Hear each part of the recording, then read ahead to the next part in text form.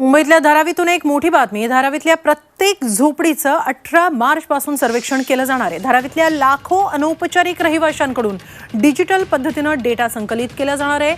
मात्र झोपड्यांच्या पात्र अपात्र सदनिकांचा निर्णय राज्य सरकारच्या स्तरावर घेतला जाईल। प्रत्येक झोपडीला क्रमांक दिल्यानंतर संबंधित गल्लीचं लेझर मॅपिंग केलं जाईल।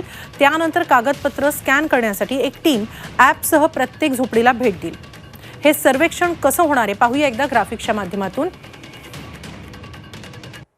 कमला रमण नगर इथून झोपड्यांचं सर्वेक्षण 18 मार्च पासून सुरू होणार आहे। झोपड्यांच्या पात्र अपात्रतेचा निर्णय राज्य सरकार घेणार। स्वदेशी विकसित ॲपद्वारे डेटा जमा करणार। प्रत्येक अनौपचारिक सदनिकेला एक वेगळा क्रमांक देणार। माहिती गोळा करण्यासाठी 1800 268 8888 हा टोल फ्री क्रमांक आहे।